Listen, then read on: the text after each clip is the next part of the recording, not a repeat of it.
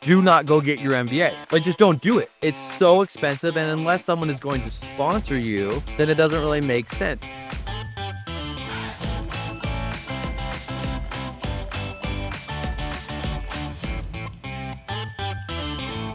Hello, everybody. Welcome to a brand new year, a brand new episode of the best MBA podcast in the world, Get to Be School. This is your host, Drex, and I could not be happier that you are here. I hope you're still here with us. We took an unexpectedly extended break, we'll call it. We went into the first week of the holidays, and I considered cranking out an episode, but I thought, we're going to do Christmas. We're here with the family. Let's take a breather. But during that week, during that great Christmas break, everyone started to get sick. And so that just murdered us for a couple more weeks.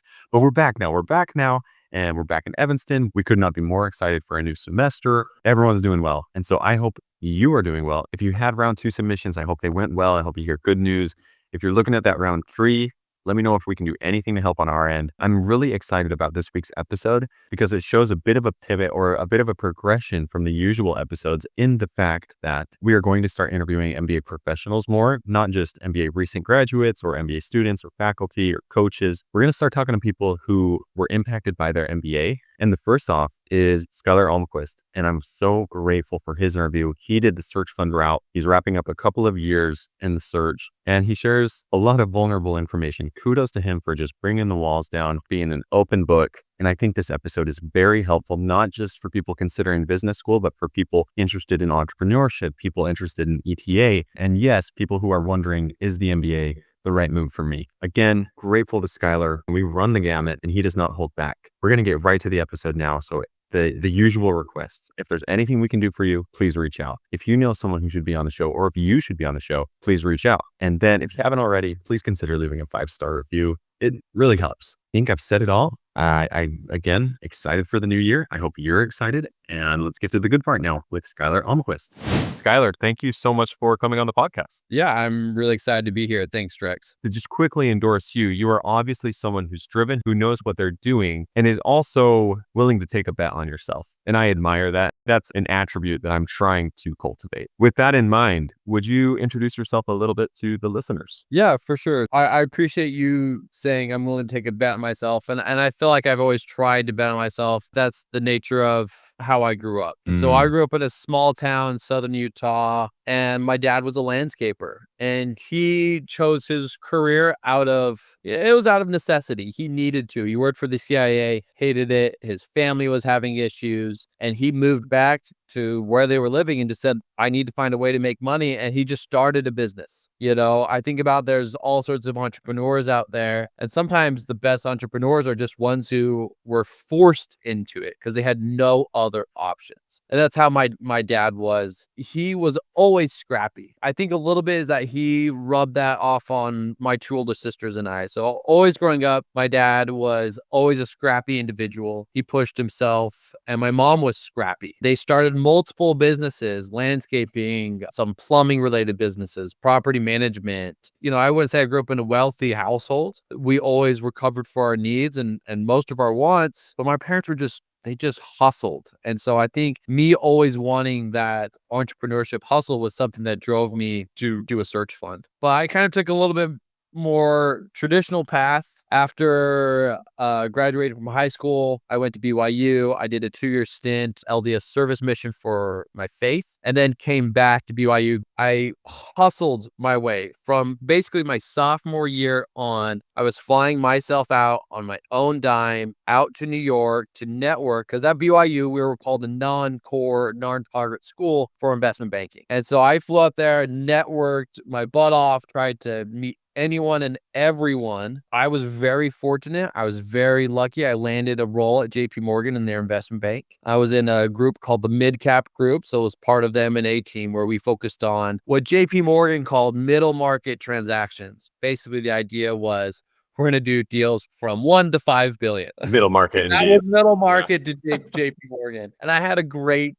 time there. I thought investment banking was my dream job, and it very much so clearly was not my dream. Oh, no? So clearly was not. Clearly was not. I mean, almost instantly, this was not the right fit for me. I had done a few investing internships pre JP Morgan, and I thought, hey, I don't know if I want to take this risk of an investing role. I really like this idea of being, more of an advisor to helping large and good companies grow, continue their strategic growth plans. And so for me, I thought investment banking was a good fit of I have a natural sales ability. And, I really do like the technical and financial aspects to it. And I got into the job and I just realized that investment banking wasn't for me. I decided to, really read it out of my life at the time and thought, okay, I'm going to try out this private equity thing. I go through the private equity recruiting and had a great time, landed a very awesome role at a PE fund called Omer's Private Equity. Omer's is this large Canadian pension plan, and they basically built an in-house private equity fund. Okay. And there's a lot of reasons as to why they did that, why the private equity model is the way it is in America. And the Canadians were like, hey, instead of paying these ridiculous fees to these fund managers, why don't we just go hire these fund managers and bring them in-house and say, you don't have to fundraise? Because one of the worst things about being in private equity is every few years, you have to go out and fundraise. And that is just a really, really hard experience. And so a lot of these partners are like, yeah, let's do it. And so I got to work with some incredible individuals at Omer's. After a couple years, 3 years at Omer's, I've always wanted to get my MBA. So I left to go get my MBA. Kellogg was one of my 4 target schools. I couldn't have been more excited to go to Kellogg. And now I'll pause there to let you chime in, Drex. Yeah, a lot of foreshadowing, perhaps, especially with the fundraising difficulties that you called out at Omer's, or I guess that they were avoiding at Omer's, but then you go on to fundraise yourself. Talk to me about why you chose the schools that you did. I feel like I can assume who the other 3 were, but I would love the rundown. Harvard, Stanford, Wharton, Kellogg were my 4 schools. Those were the 4 big schools at the time. And I think if I was going to go to business school, it had to be one of those 4 to make it, quote, worth it financially. Because if you're in private equity beforehand, you're making a really good large chunk of money for the most part. Not everyone is, but for the most part you are. And so for you to leave, it's a really tough financial call. Well, because often, the trajectory is more investment banking, MBA to private equity. That's not, it's actually investment banking. You do what are called pre-MBA roles. So you're an associate at a PE fund. And then it used to be that between your associate and VP, the PE funds would say, hey, go out, get your MBA, and we'll see if there's a spot for you to come back. Oh, okay. Very good. Okay. Now, a lot of the PE funds are saying, you know what, like the business is becoming more commoditized. It's less about network and connection. It's more about who's going to pay the most money for a particular asset. That doesn't require an MBA. And so you're actually seeing a lot of PE individuals not go get their MBA. There's still a large amount of people that do, but a large amount of funds are just saying, hey, let's actually not send away good talent to go get their MBA. At Omer's, we were kind of old school. So it was like the shift was, okay, you do 3 years. You go get your MBA and then we can talk about coming back. When I left the MBA, the next year of associates below me, there was an option for there to be a direct promotion. So they even got rid of, hey, the MBA, but every associate before me went and got their MBA. This is jumping ahead a little bit then. If someone comes to you already in their private equity roles, how are you helping them think through the choice to go get an MBA? So, that kind of ties into a lot of how I think about the MBA today. The MBA is helpful in a few reasons. I went to BYU. BYU is a great network. I like to call it the little Mormon mafia. It's an incredibly awesome school and you meet some incredible people there. But BYU is also massive. There's 35,000 undergraduates. I always envied my friends in banking who went to smaller schools where there were 1,000 people in their class and they kind of knew everyone. They had really close and tight connections. And I envied that because I would be in a class where there would be literally 350 people. I think I took basic accounting class. I actually had 700 people in one class. Yeah, for sure. It was huge and it was in an amphitheater. And I'm like, there just was less connection. And so you made connection in your dorm rooms, in your apartments that you lived in. So for me, I was like, I love my BYU network. It's really strong, but it's very one-sided because when I was at BYU, I was very focused on getting into investment banking. There was a cohort of like 40 of us that all wanted to do investment banking and we all got offers. We all moved out to New York together. We all knew it was just like we just shifted BYU all the way just to New York. There was less of a diverse or a unique experience and network that I got at BYU. So I thought, okay, my MBA is going to be an experience where I'm going to connect with a lot of different people in a lot of different backgrounds that I never would have met at BYU. And I believe that that uniqueness and diversity of network is going to help me later on in my career. So that's how I thought about one of the ways I thought about my MBA. Gotcha. The second part is you really shouldn't get an MBA unless you are wanting to undertake a significant career change. If you are saying, I'm going to go get my MBA, I'm going to go from engineering, but I want to get into finance and I'm going to do investment banking, then yeah, like that makes sense. But if you're saying, I'm in private equity, my fund is saying you don't have to go get an MBA and you like where you're at, do not go get your MBA. Like just don't do it. It's so expensive. And unless someone is going to sponsor you, then it doesn't really make sense. Like you look at the consultants who are getting their MBAs. A lot of them are sponsored. That makes total sense. They're not footing the same bill that I had to foot and that a lot of my other friends had to foot. It's expensive. What do you say to the mutual connections that you and I have who would argue that the life enrichment aspect of the MBA trumps the logical dollars and senses? I think that's only the case if you go and really do take advantage of that. Explain. What's common in my background is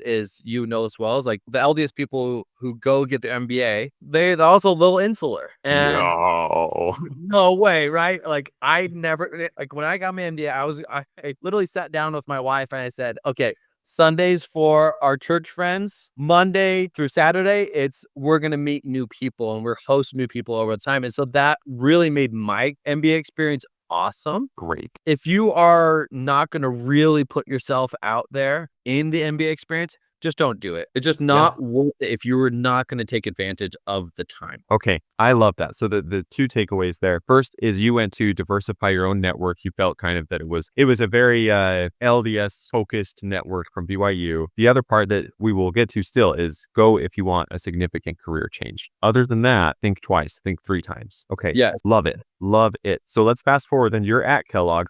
What do you start to do? When did you start to explore search fund? I had actually started to explore the search fund model back in undergrad. So in 2016 is the year I graduated. I actually worked for a search fund and I loved this idea. When I was at OMERS, there was a particular board meeting I was at. We had recently acquired a company. I was with one of my senior partners. I was looking at him and I was looking at the CEO and then I looked down at my stake. I just said to myself, which of these two do I align more with? And which of these two do I want to be? And it was just very clearly the CEO. Like it was very clearly that I wanted to be the CEO of a company. I wanted to go build something. I thought to myself during business school, I didn't really have a lot of good ideas at the time. I'd seen loads of businesses, but I didn't have the confidence in me to maybe go start a business. And I said, I have this really great private equity investing skill set, and I have these desires to go start or buy a business. Let's just put those together. And the search fund model made a lot of sense. So it had been something I had been thinking about for, call it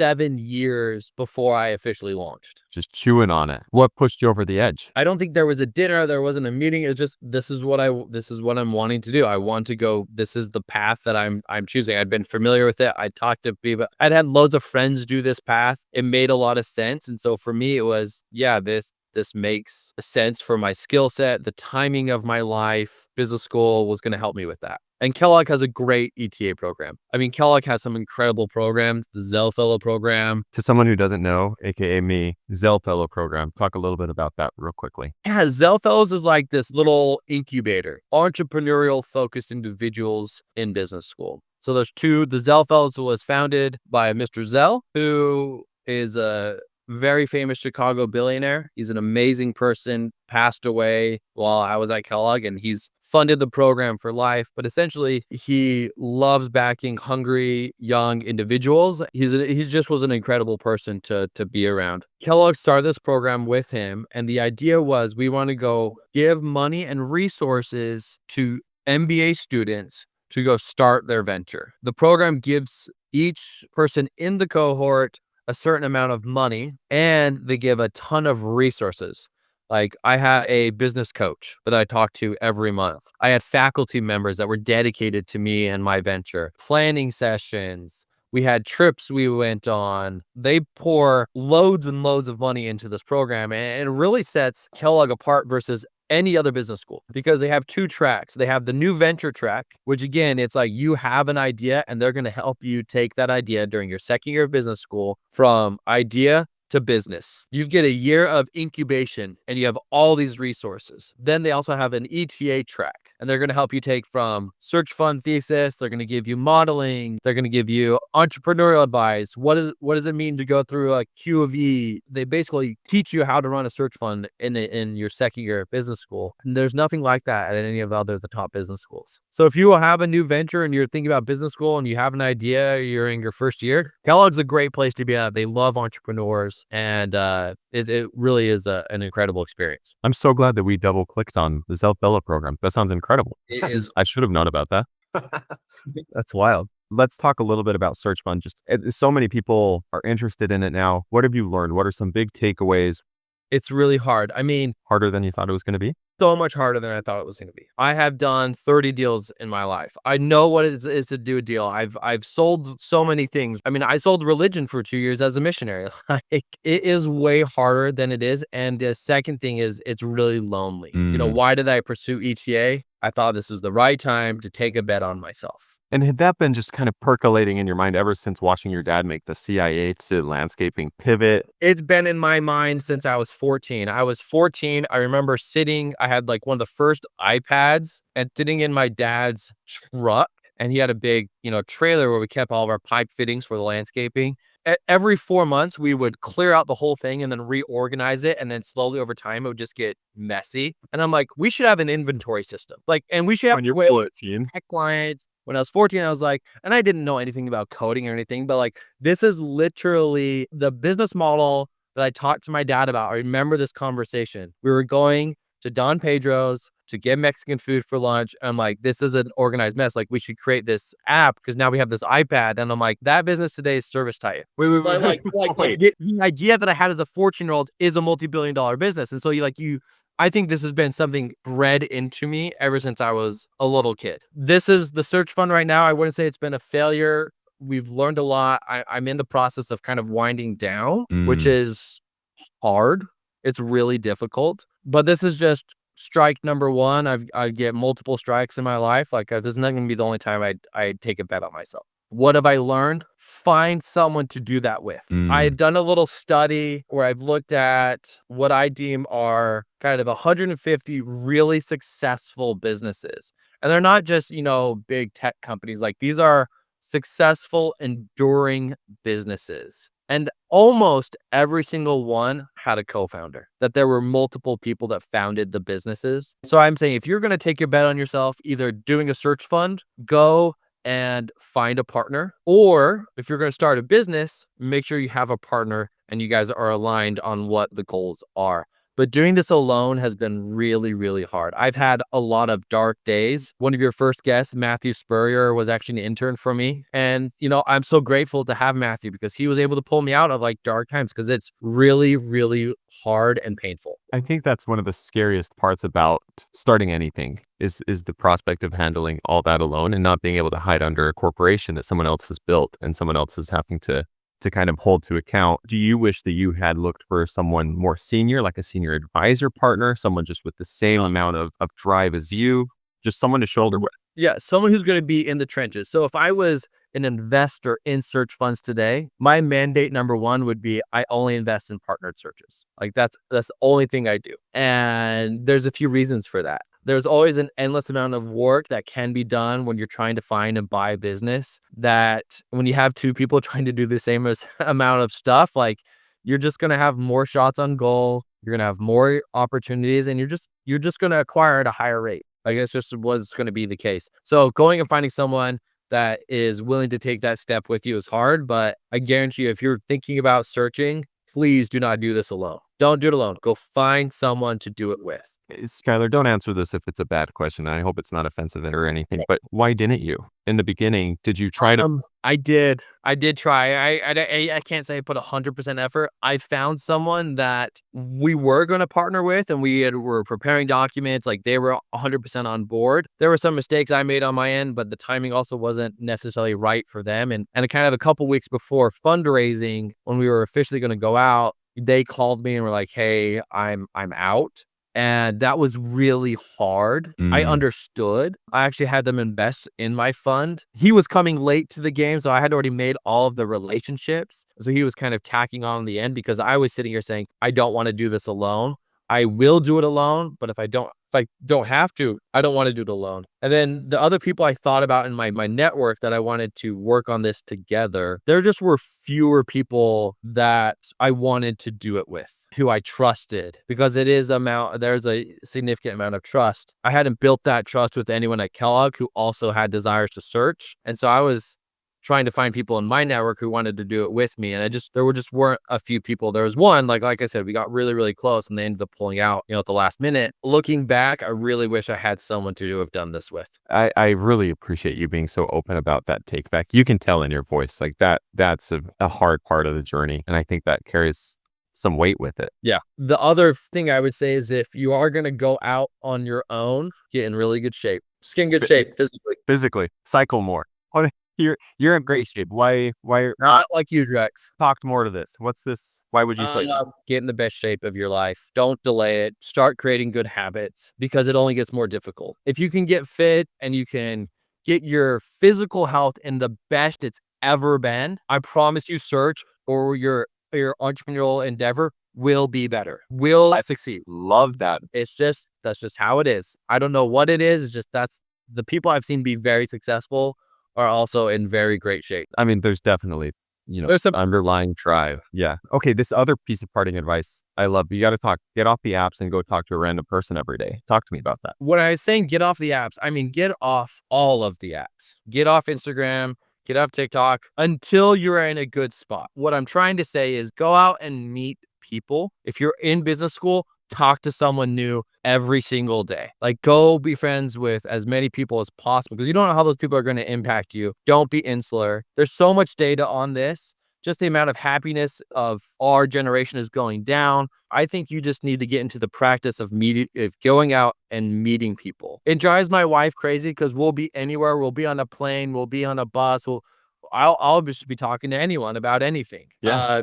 You never know what random person is going to impact that day. And I think the final part is go have difficult conversations. And if you disagree, find ways to understand their point of view. Because people like being with people that they think are like themselves. They won't admit it, but they like it. Of course, people need to have very difficult conversations. And if you aren't willing to have those, you need to figure out why. Because I think going out and putting yourself into difficult conversations will make you an infinitely more interesting and better person and able to relate to people in different ways. I just am thinking about these 3 parting pieces of advice. Get in shape, get off the apps and go talk to people. And then specifically have difficult conversations. How great would society, I sound like just an old geezer, but how great would this world be if everyone did those 3 things? Yes, we would be a much better society. I'm so grateful that you'd share these things. Like this is one of those interviews that leaves me very grateful and amped up to go live a little bit better. No, thanks for having me on, Drex. It's always a pleasure. I'm always happy to help.